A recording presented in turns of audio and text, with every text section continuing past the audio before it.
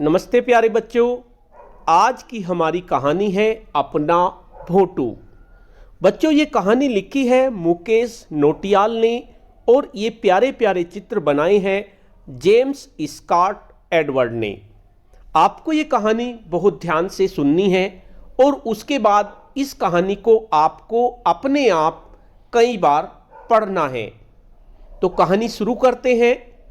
पूरे 1 साल बाद मैं अपने गांव लौट रहा था। दिल्ली से चलने वाली बस ऋषिकेश तक थी। यहाँ से गढ़वाल जाने के लिए मुझे दूसरी बस पकड़नी थी। जैसे ही मैं ऋषिकेश बस अड्डे पर पहुंचा, एक मरियल सा कुत्ता मेरे पीछे लग गया। उसके शरीर के सारे बाल झड़ गए थे और खाल पर चोट के निशान नजर आ रहे थे। पता नहीं वह कहां से आ टपका और पूंछ हिलाते हुए मुझे सूंघने लगा। मैं घुर घुर करता हुआ उसे भगाता रहा, लेकिन वह था कि मेरे आसपास ही घूमता रहा। आखिर मुझे गुस्सा आ गया। मैंने जमीन से एक पत्थर उठाकर उसे दे मारा।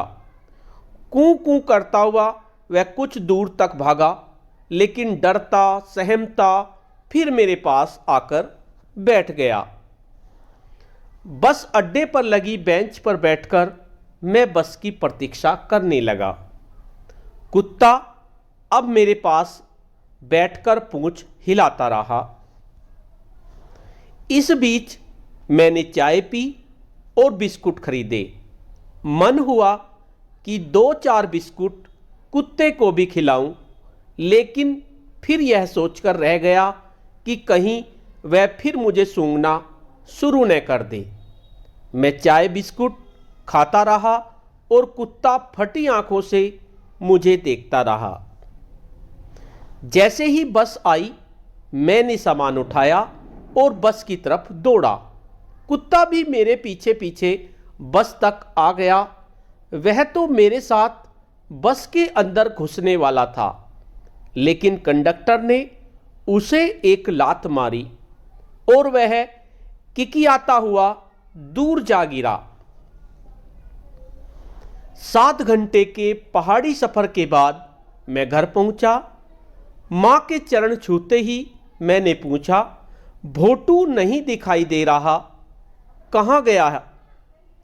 भोंटू को पड़ोस का राघव कहीं छोड़ आया।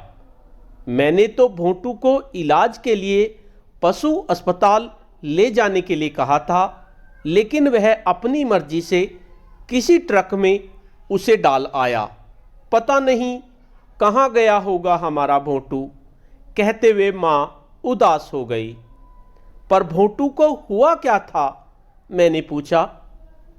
असल में भोंटू बीमार हो गया था। उसके शरीर से बाल उतरने लगे थे। राघव इलाज के बहाने उसे ले गया। मां की बात सुनकर मुझे राघव पर बड़ा गुस्सा आया। भोंटू हमारे लिए केवल कुत्ता नहीं था, वह हमारे घर का सदस्य था। गांव में अकेले रहने वाली मेरी बूढ़ी मां और घर का रखवाला था वह। पहाड़ी इलाके में चोर उचक्कों का उतना डर नहीं होता जितना जंगली जानवरों, खासकर बाघ का। हमारा घर यूं ही गांव के छोर पर था, ऐसे में बाघ का डर कुछ ज़्यादा ही होता है। भोंटू के रहने से हम सुरक्षित थे। वह हमारे पास 5 सालों से था। वह छोटा सा था जब हमारे पास आया।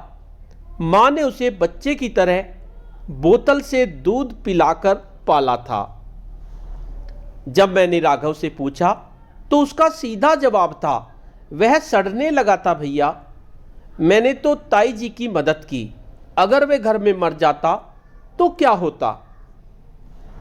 राघव ने बताया कि उसने रात को भोंटू को का मुंह बांधकर उसे ऋषिकेश जाने वाले ट्रक में डाल दिया था। ड्राइवर ने भोंटू को कहां उतारा होगा वह नहीं जानता। भोंटू तो अब जा चुका था, सो अब झगड़ा बढ़ाने से कोई फायदा नहीं था। 10 दिन की छुट्टियां बिताकर मैं वापस ऋषिकेश आया। बस अड्डे के आसपास मैं 2 घंटे तक भोंटू को तलाशता रहा। वहाँ के दुकानदारों से भी मैंने पूछताछ की, लेकिन भोंटू का पता नहीं चला। वह मिलता तो मैं उसे लेकर गांव वापस जाता, वह नहीं मिला तो मैं दिल्ली वापस आ गया।